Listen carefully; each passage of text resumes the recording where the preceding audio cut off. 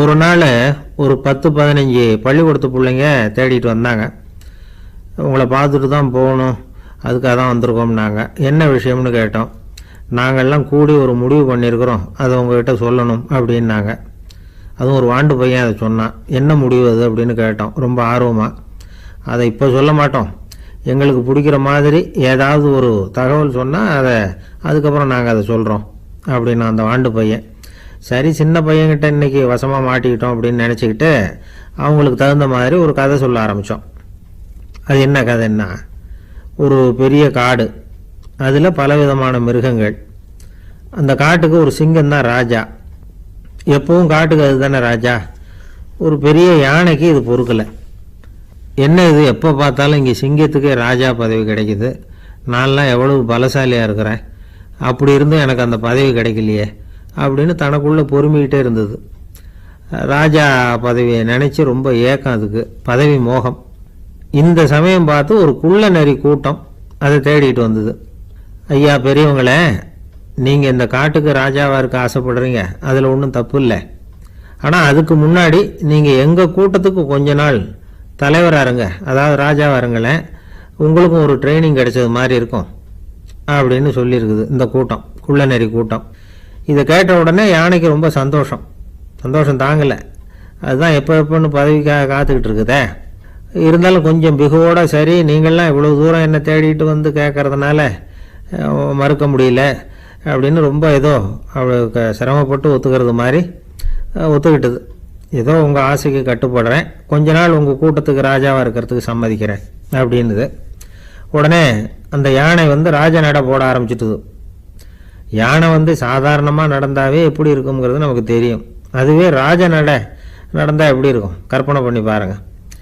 யானை முன்னாடி கம்பீரமாக போய்கிட்டு இருக்குது, தலைவர் இல்லையா, அதனால் குள்ள நரிகள்லாம் ரொம்ப அடக்கமாக அது பின்னாடி அணிவகுத்து போயிட்டு இருக்குது. ராஜா வாழ்க, மன்னர் வாழ்க அப்படின்னு கோஷம் வேற. யானைக்கு தலைகால் புரியல, அவ்வளவு சந்தோஷம். அந்த யானைக்கு செருக்கு ஆணவம் எல்லாம் ஏற்பட்டு போச்சு. அதுக்கப்புறம் அது தரையை பார்க்குமா, நிமிர்ந்து நடக்க ஆரம்பிச்சுட்டுது. தரையை பார்க்குறதே இல்லை. அப்படி போயிட்டு இருக்கிறப்போ ஒரு சதுப்பு நிலத்தில் திடீர்னு காலை வச்சுட்டுது. அவ்வளோதான், கால் உள்ளே போட்டுது. இன்னொரு காலை எடுத்து வச்சுது, அதுவும் உள்ளே போட்டுது.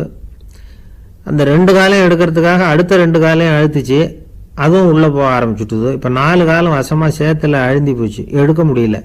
குள்ள நரிகள்லாம் அதை சுற்றி வந்தது. சிலது சுற்றி நின்று டான்ஸ் ஆட ஆரம்பிச்சுட்டுது யானையை பார்த்துட்டு. இதை யானை பார்த்தது. என்ன இது தலைவர், நான் தவிச்சுக்கிட்டு இருக்கிறேன், தொண்டர்கள்லாம் சுற்றி நின்று வேடிக்கை பார்த்துக்கிட்டு இருக்கிறீங்க, டான்ஸ் ஆடுறீங்க அப்படின்னு கேட்டுதான். தொண்டர்களே, தலைவர் நான் தவிச்சுக்கிட்டு இருக்கிறது உங்களுக்கு தெரியலையா? இப்போ உடனே உங்கள் தலைவரை காப்பாற்ற வேண்டியது உங்கள் கடமை இல்லையா அப்படின்னு கத்துச்சான் அந்த யானை.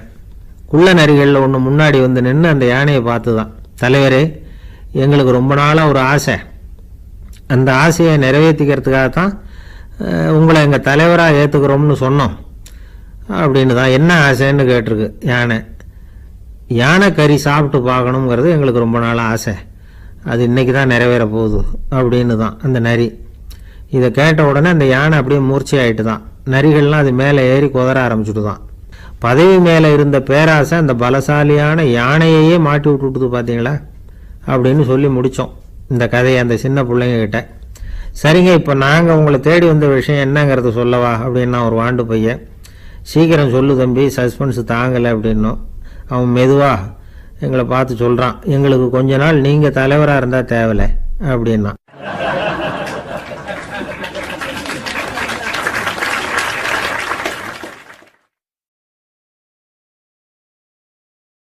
இன்றைக்கு பல பேர் உயில் எழுதி வைக்கிறாங்கல்ல.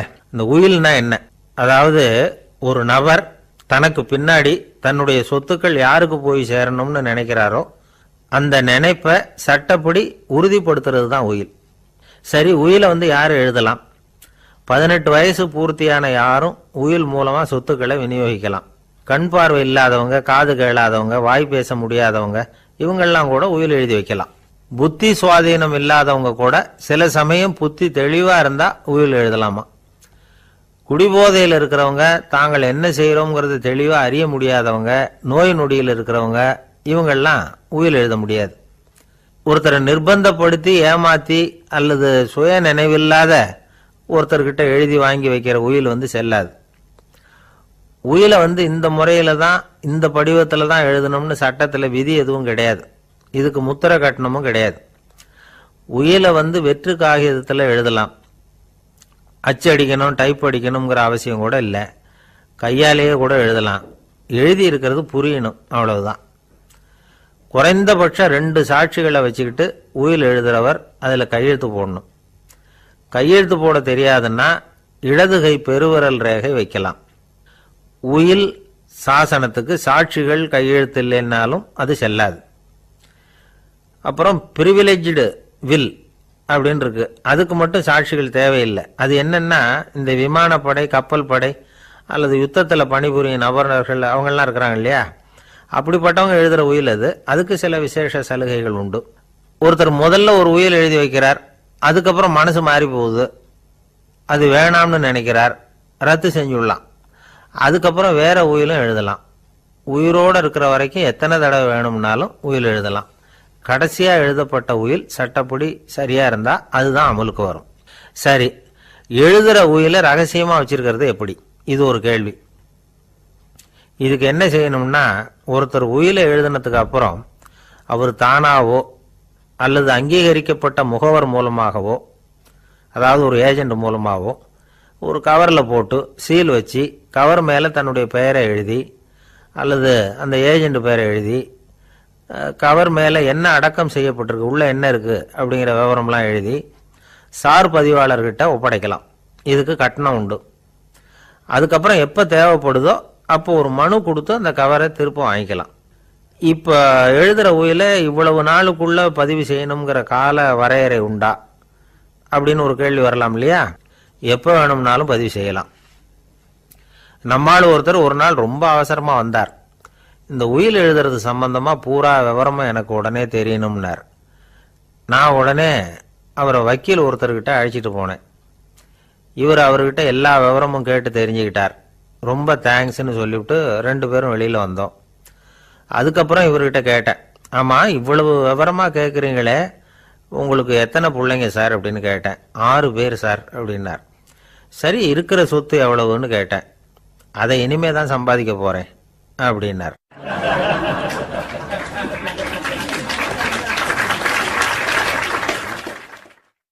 வயிறு பசிக்குதேங்கிறது சிலரோட கவலை, வயிறு பசிக்க மாட்டேங்குதே அப்படிங்கிறது சில பேரோட கவலை.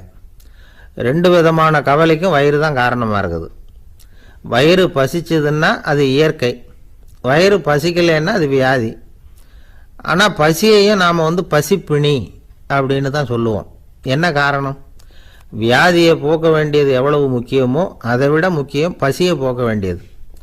ஒரு சமுதாயத்தில் பசிப்பிணியே இருக்கக்கூடாது, அதுதான் நல்ல சமுதாயம்.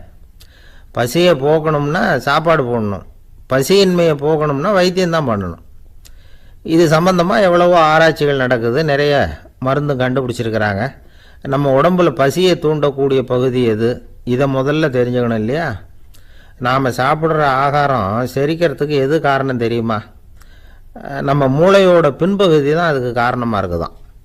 மூளையின் பின்பகுதியில் நரம்பு செல்களால் ஆன 2 வகையான ஆரக்சின்கள் தான் பசியை உண்டாக்குது அப்படின்னு கண்டுபிடிச்சிருக்கிறாங்க. 2 ஆய்வாளர்கள் இதை கண்டுபிடிச்சிருக்காங்க. அவங்க 2 பேரும் டெக்சாஸ் பல்கலைக்கழகத்தில் ஹார்வர்டு ஹக்ஸ் மருத்துவ கல்வி நிலையத்தில் பணிபுரிகிறவங்களாம். உண்பது தேவைங்கிறது உணரப்படும் போது மூளையின் அந்த குறிப்பிட்ட பகுதி ஆரக்சின் அப்படிங்கிற ஹார்மோன்களை சுரக்கும். அது பசி உணர்வை தூண்டும் அப்படிங்கிறது தான் அந்த ஆய்வாளர்களின் கண்டுபிடிப்பு. இந்த ஆரக்சின் வேறு சில உயிரினங்கள்லேயும் உண்டு. இப்போ எலிகளில் கூட இது இருக்குது. அதனால் எலிகளை வச்சு இது சம்பந்தமாக ஆராய்ச்சி பண்ணாங்க. எலிகள் உடம்பில் ஆரக்சினை செலுத்தி பார்த்தாங்க. உடனே என்னாச்சு தெரியுமா? அந்த எலியெல்லாம் பசியால் துடிக்க ஆரம்பிச்சுட்டுது. எதையாவது தின்னு பசியை தீர்த்தா போதுங்கிற அளவுக்கு அந்த எலிகள்லாம் அல்லாட ஆரம்பிச்சுட்டுது. இயல்பாக சாதாரணமாக அந்த எலிகள் எவ்வளவு சாப்பிடுமோ அது மாதிரி 8 முதல் 10 மடங்கு அதிகமான ஆகாரத்தை 1 மணி நேரத்துக்குள்ளே சாப்பிட்டு தீர்த்துட்டு தான். சில எலிகளின் மூளையில் இந்த ஆரக்சின் அளவை கட்டுப்படுத்தி பார்த்துருக்குறாங்க. உடனே என்னாச்சு தெரியுமா? அதெல்லாம் சாப்பாட்டை கண்டா முகத்தை திருப்பிட்டு போக ஆரம்பிச்சுட்டு தான். அந்த எலிகளுக்கு பசி எடுக்கலையா. இந்த ஆராய்ச்சியின் அடிப்படையில் பசியை எடுக்காமல் இருக்கிற மனிதர்களுக்கும் பசியை தூண்ட முடியும் அப்படின்னு சொல்லி ஆராய்ச்சியாளர்கள் தெரிவிச்சிருக்கிறாங்க. ஆக ஆரக்சின் தான் பசிக்கு காரணம்ங்கிறது தெரிஞ்சு போச்சு. சரி, இந்த ஆரக்சின் அப்படின்னா என்ன? அது ஒரு கிரேக்க சொல். அதுக்கு பசின்னு அர்த்தம். நம்ம ஆளுங்களுக்கெல்லாம் பசியை தூண்டுறதுக்கு மருந்து தேவையில்லை, பசியை குறைக்கிறதுக்கு தான் மருந்து தேவை. ஒரு அம்மா டாக்டரை தேடி வந்தாங்களாம். டாக்டர், எங்கள் வீட்டுக்காரருக்கு திடீர்னு அகோர பசி, நிறைய சமைச்சு போடுறேன், அவ்வளவையும் சாப்பிட்டுட்டு கீழே கிடக்கிற குப்பை கூலங்களையும் எடுத்து சாப்பிட ஆரம்பிச்சுட்றார், என்னன்னு கவனித்து பாருங்கள் அப்படின்னாங்களாம். எவ்வளோ நாளாக அப்படி இருக்குதுன்னு கேட்டிருக்காரு டாக்டர். 1 வாரமாக அப்படி இருக்குதுன்னாங்களாம். இவ்வளவு நாளாக ஏன் சும்மா இருந்தீங்க, ஆரம்பத்திலே இங்கே அழைச்சிட்டு வர வேண்டியது தானே அப்படின்னாரான் டாக்டர். அது ஒன்றும் இல்லை டாக்டர், வீடு பூரா சுத்தமாகட்டுமேன்னு பார்த்துக்கிட்டு இருந்தேன் அப்படின்னாங்களாம் அந்த அம்மா.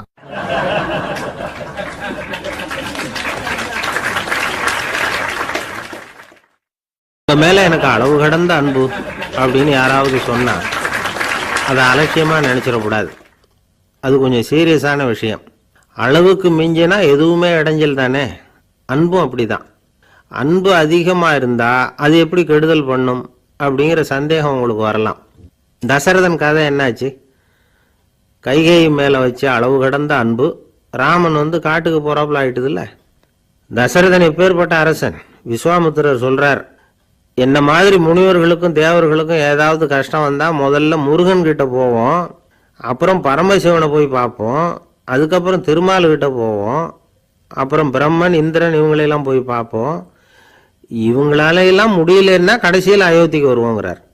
உன்னை விட்டால் வேற கதி உண்டோ அப்படின்னு தசரதனை பார்த்து விஸ்வாமித்திரரே சொல்கிறார். அப்பேற்பட்ட அரசன் தசரதன் கைகேயி காலில் விழறான். உன் பாதங்களை தொட்டு கெஞ்சி கேட்டுக்கிறேன், ராமனை காட்டுக்கு அனுப்பாதேங்கிறான். தசரதனுடைய இந்த நிலைமைக்கு என்ன காரணம்? அவன் கைகேயி மேலே வச்ச அளவு கடந்த அன்பு தான் காரணம். இப்போ சொல்லுங்க, அன்பாக இருந்தாலும் அது அளவுக்கு மீறி போனால் கெடுதல் பண்ணுமா பண்ணாதா? அது மட்டும் இல்லை, அளவு கடந்த அன்பு நீதிக்கும் நியாயத்துக்கும் புறம்பான காரியங்களையும் செய்ய வச்சிரும். தசரதன் மிகச்சிறந்த நீதிமான், தர்மத்துக்கு விரோதமாக ஒரு காரியமும் செய்யாதவன். அப்பேற்பட்டவன் தன்னுடைய மனைவியை பார்த்து என்ன சொல்றான் தெரியுமா? உனக்காக நான் என்ன செய்யணும்னு சொல்லு செய்கிறேன், ஒரு குற்றமும் செய்யாத ஒருத்தனை கொல்லணுமா கொல்றேன், மரண தண்டனை விதிக்கப்பட்ட ஒருத்தனை விடுதலை செய்ய சொல்றியா செய்கிறேன், எந்த பிச்சைக்காரனையாவது கோடீஸ்வரனாக சொல்றியா ஆக்குறேன், அல்லது கோடீஸ்வரனை பிச்சைக்காரன் ஆக்கணுமா ஆக்குறேன் அப்படிங்கிறான். நீதிக்கு விரோதமான இந்த பாவங்களை செய்யறதுக்கு அப்பேற்பட்ட அரசன் எப்படி துணிஞ்சான்? மனைவி பேரில் வச்ச அளவு கடந்த அன்பு தான் காரணம். திரிசூலம், வஜ்ராயுதம், வாள் இதுகளால் தாக்கப்பட்டா கூட அதையெல்லாம் கொஞ்சம் கூட லட்சியம் பண்ணாத ஒருத்தன் காமதேவனுடைய மலர் அம்புகள் தாக்குனா அதை அவனால் தாக்கு பிடிக்க முடியல, விழுந்துடுறான். காமதேவனுக்குள்ள மகிமையே அதுதாங்கிறார் துளசிதாசர். அதனால தான் பெரியவங்கள்லாம் என்ன சொல்கிறாங்கன்னா, எதையும் அளவுக்கு மீறி செய்யாதேங்கிறாங்க. அப்பா, அம்மா, மனைவி, மக்கள் எல்லார் பேர்லேயும் அன்பு அவசியம்தான். ஆனால் அந்த அன்பு அறிவுக்கு புறம்பாக இருக்கக்கூடாது, அளவுக்கு மீறி இருக்கக்கூடாது. அப்போ தான் வாழ்க்கை சுகமாக இருக்கும், இல்லைன்னா அவஸ்தை தான். அளவுக்கு மீறின அன்புங்கிறது புரியுது, அது சரி. அறிவுக்கு புறம்பான அன்புங்கிறது எப்படி? ஒரு தாய்க்கு ஜலதோஷம் அல்லது ஏதோ ஒரு தொற்று நோயின்னு வச்சுங்களேன். அந்த அம்மாவுக்கு தன்னுடைய குழந்தை பேரில் அளவு கடந்த அன்பு. தனக்கு நோய் இருக்குது, அது அடுத்தவங்களுக்கு தொற்றக்கூடியது அப்படின்னு தெரிஞ்சிருந்தோம் அன்பை காட்டுறதுக்காக அந்த குழந்தைக்கு முத்தம் கொடுக்குறேன்னு தூக்கி வச்சுக்கிட்டு கொஞ்சம் ஆரம்பிச்சதுன்னு வச்சுக்கோங்க, அது நல்லா இருக்குமா? இதுதான் அறிவுக்கு புறம்பான அன்புங்கிறது. அது மாதிரி விலங்குகள்கிட்ட அன்பாயிருன்னு சொல்கிறோம். அதுக்காக புலிக்கு முத்தம் கொடுக்க முடியுமா?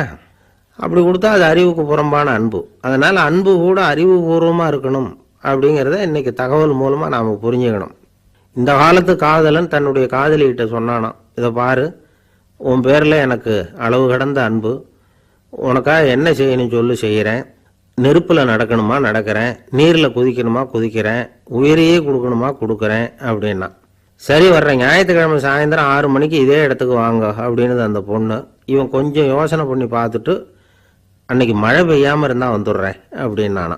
ஒரு பெரிய அரசன் இந்த உலகம் பூராவையும் ஆண்டுகிட்டு இருந்தான். ரொம்ப காலம் அப்படி அரசாட்சி பண்ணிக்கிட்டு இருந்தான். திடீர்னு அவனுக்கும் சில எதிரிகள் முளைச்சாங்க. அவங்கெல்லாம் ஒன்று சேர்ந்து இவனை தோற்கடிச்சுட்டாங்க. தோற்று போனதும் இவனுக்கு பயம் வந்துட்டுது, எங்கே எதிரிகள் நம்ம கொண்டுடுவாங்களோ அப்படின்னு. வெளியில் வந்தால் தனக்கு ஆபத்துன்னு பயந்துக்கிட்டு யாருக்கும் தெரியாமல் ஒரு குகைக்குள்ளே போய் பதுங்கி கிடக்கிறான். நிலைமையை பாருங்கள். முதல் நாள் அரண்மனையில் அதிகாரம் பண்ணிக்கிட்டு இருந்தவன் மறுநாள் குகையில் பயந்து போய் பதுங்கி கிடக்கிறான். ராத்திரி நேரம் வந்தது, பசி வயத்தை கிள்ளுது, பிச்சை எடுத்து சாப்பிட வேண்டிய நிலைமை. பிச்சை எடுக்கிறதுக்கு பாத்திரம் வேணுமே, என்ன பண்ணுறது அப்படின்னு அங்கேயும் இங்கேயும் பார்க்குறான். ஒரு மூலையில் யாரோ விட்டுட்டு போன ஒரு ஓடு கிடக்குது. அதை எடுத்துக்கிட்டு புறப்பட்டான். இருட்டில் வழி புரியல. ஏதோ ஒரு யூகத்தில் காலை மெதுவாக எடுத்து வச்சு நடந்து போய்கிட்டு இருக்கிறான். வழியில் ஒரு கருப்பு நாய் படுத்து கிடந்தது. இருட்டில் அவன் இது கண்ணுக்கு சரியாக தெரியல. அவனுக்கு தவறி போய் காலை வச்சுட்டான் அது மேலே. நாய் சும்மா இருக்குமா, வள்ளுன்னு விழுந்து கடிச்சு விட்டுது. காலை பார்க்குறான், காலத்தையும் நினச்சி பார்க்குறான். அரண்மனையில் வீரக்கழல் அணிந்த காலை உடைய மன்னா அப்படின்னு புகழ்வாங்களே புலவர்கள்லாம். ஆனால் அது இன்னைக்கு நாய் கடித்த காலம் ஆயிட்டுதே அப்படின்னு நினைக்கிறான். அது மட்டும் இல்லை, முன்னாடியெல்லாம் பொற்கிண்ணங்களில் தான் அவன் சாப்பிடுவான். ஆனால் இப்போது உடஞ்சி போன ஓட்டு, அது ஓட்டை கையில் வச்சுக்கிட்டு நிற்கிறான். அதில் ஏதாவது யாராவது சாப்பாடு போடுவாங்களான்னு. முன்னாடியெல்லாம் நிறைய பேர் அரண்மனைக்கு வருவாங்க. அரசருக்கு காணிக்கைன்னு சொல்லி இவன் காலடியில் கொண்டாந்து கொட்டுவாங்க. அப்போல்லாம் இவன் அந்த ஜனங்களுடைய முகத்தை திரும்பி கூட பார்க்கறதில்ல. ரொம்ப கர்வமாக உட்காந்துருப்பான். அதே ஆள் இன்றைக்கி எல்லார் கண்ணுலேயும் படுறது மாதிரி பிச்சை எடுத்துக்கிட்டு இருக்கிறான். அப்போலாம் காணிக்கைகளை தன்னுடைய கையால் வாங்கிறது தனக்கு கௌரவ குறைச்சல்னு நினச்சி தன்னுடைய வேலைக்காரங்களை விட்டு தான் அதை வாங்க சொல்லுவான். இப்போ பார்த்தீங்கன்னா அவனே தன் கையாலேயே பிச்சை வாங்குறான். நினச்சி பாருங்கள். அந்த மனுஷன் நாள் அரசன், மறுநாள் பிச்சைக்காரன். எவ்வளோ வித்தியாசம். செல்வம் தான் இப்படி ஒரு வித்தியாசம் ஏற்படுறதுக்கு காரணம். அப்படிப்பட்ட செல்வம் வாழ்க்கையை நடத்துறதுக்கு நமக்கு தேவை தான். ஆனால் அதையே நாம் அடைய வேண்டிய பயனாக நினைக்கிறோம் பாருங்கள், அதுதான் வேடிக்கை. இதை நம்மாழ்வார் அழகாக ஒரு பாசுரத்தில் சொல்கிறார். ஒரு நாயகமாய் ஓட உலகுடன் ஆண்டவர், கருணாய் கவர்ந்த காலர், சிதைகிய பானையர், பெருநாடு காண இம்மையிலே பிச்சைதாம் கொள்வர், திருநாரணன் தாழ் காலம் பெற சிந்தித்து உய்மினோ அப்படிங்கிறார் நம்மாழ்வார். ஒரு பெரிய பணக்காரர் ஒரு துறவிகிட்ட போய், சாமி என்கிட்ட நிறைய பணம் இருக்குது, இருந்தாலும் நிம்மதி இல்லை, என்னால் நிம்மதியாக இருக்க முடியல, என்ன காரணம்னு கேட்டாராம். உடனே அந்த துறவி இதுக்கு நேரடியாக பதில் சொல்லாமல் பக்கத்தில் நின்றுக்கிட்டு இருந்த ஒரு குழந்தைய கூப்பிட்டார். அது ஓடியாந்தது. ஒரு ஆப்பிள் பழத்தை எடுத்து அது கையில் கொடுத்தார். அதை வாங்கிக்கிட்டு குழந்தை சிரிச்சுது. இன்னொரு பழத்தை எடுத்து கொடுத்தார். அதை இன்னொரு கையில் வாங்கிட்டு சிரிச்சுது. மூணாவது ஆப்பிள் எடுத்து கொடுத்தார். 2 பழத்தையும் நெஞ்சில் அணைச்சிக்கிட்டு 3வது பழத்தையும் வாங்கிறதுக்கு முயற்சி பண்ணிச்சு. ஆனால் அது உடனே நழுவி கீழே விழுந்து உருண்டு ஓடிச்சு. ஏற்கனவே இருந்ததும் விழுந்துட்டுது. இப்போ அந்த குழந்தை அழ ஆரம்பிச்சுட்டுது. இப்போ அந்த துறவி பணக்காரர்கிட்ட சொன்னாராம், குழந்தைய கவனிச்சியா, 2 ஆப்பிள் போதும்னு அது நினச்சிருந்தா இப்போ அது அழ வேண்டிய அவசியம் வந்திருக்குமா அப்படின்னாராம். எதுவுமே அளவுக்கு மிஞ்சினா துன்பந்தான். இந்த காலத்தில் இதெல்லாம் யார் காதில் வாங்குறாங்க? ஒருத்தனை நல்ல வழிக்கு கொண்டு வரணும்னு நினச்சி அவனை கூப்பிட்டு உட்கார வச்சு இந்த கதையை சொல்லிகிட்டு இருந்தாங்க. சொல்லிவிட்டு அந்த குழந்தை செஞ்சது தப்பு தானே அப்படின்னு கேட்டிருக்கிறாங்க. ஆமாம், தப்பு தான், நானாக இருந்தால் அப்படி செஞ்சுருக்க மாட்டேன் நானா இவன். 2 பழமே போதும்னு சொல்லியிருப்பியா அப்படின்னு கேட்டிருக்காங்க. அப்படி இல்லைங்க, அவர் கொடுக்க கொடுக்க ஒவ்வொரு பழமாக வாங்கி பின்னாடி வச்சுட்டு மறுபடியும் கையை நீட்டுவேன் அப்படிங்கிறானா. இவெல்லாம் எந்த காலத்தில் திருந்துறது?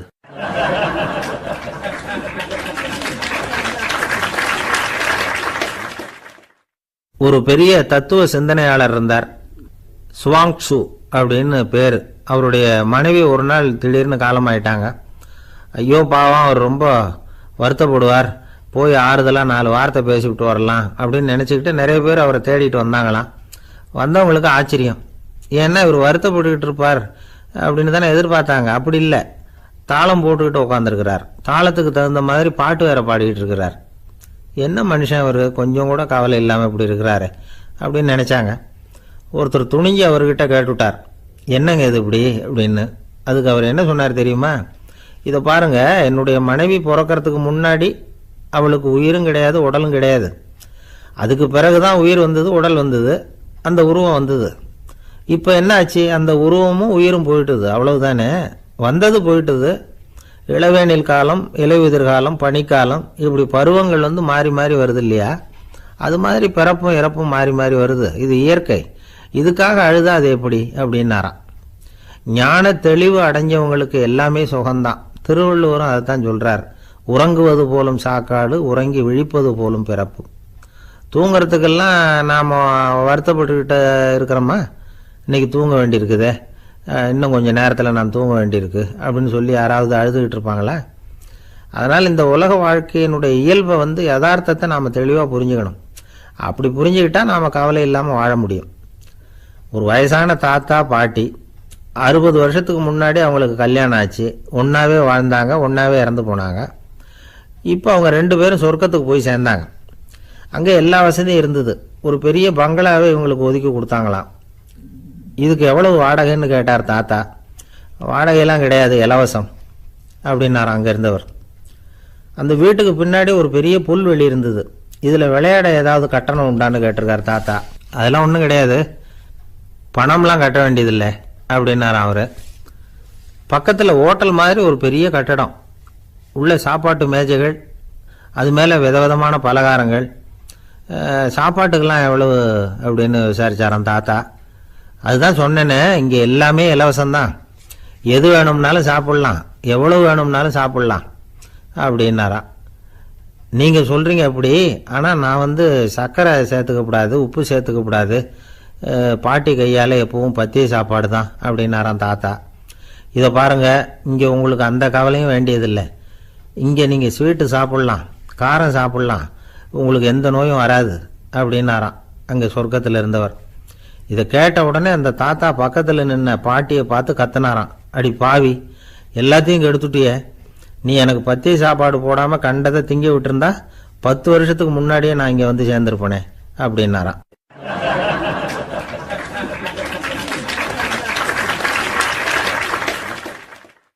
ஒரு சன்னியாசி, அவர் ஒரு நாள் ஒரு கனவு கண்டாராம்.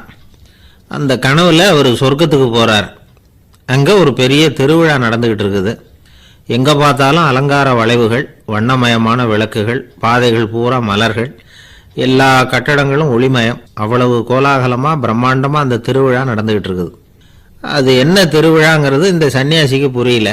அங்கே எதிரில் வந்துக்கிட்டு இருந்த ஒருத்தரை நிறுத்தி, என்ன விசேஷம் இங்கே அப்படின்னு விசாரிச்சாராம்.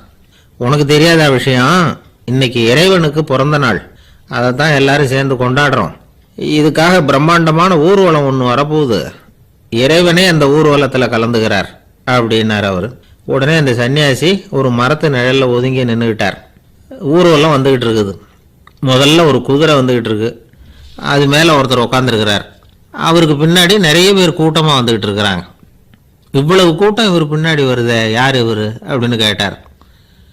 ஒரு மதத்தின் பெயரை சொல்லி, இவர் அந்த மதத்தின் தலைவர், அவரை பின்பற்றுகிற மக்கள் கூட்டம் பின்னாடி வந்துகிட்டு இருக்குது அப்படின்னு விவரம் சொல்லியிருக்கிறாங்க. இவங்களுக்கு அடுத்தபடியாக இன்னொரு குதிரையில் ஒருத்தர் வந்துக்கிட்டு இருக்கிறார். அவருக்கு பின்னாடி ஏகப்பட்ட கூட்டம். இவர் யாருங்க அப்படின்னு கேட்டிருக்கார் சன்னியாசி. அங்கே இருக்கிறவங்க விவரம் சொல்லியிருக்கிறாங்க. இன்னொரு மதத்தின் பெயரை சொல்லி, இவர் அந்த மதத்தினுடைய தலைவர், அவர் வழியை பின்பற்றுகிறவர்கள் அவர் பின்னாடி கூட்டமாக வந்துக்கிட்டு இருக்கிறாங்க அப்படின்ட்டு இருக்காங்க.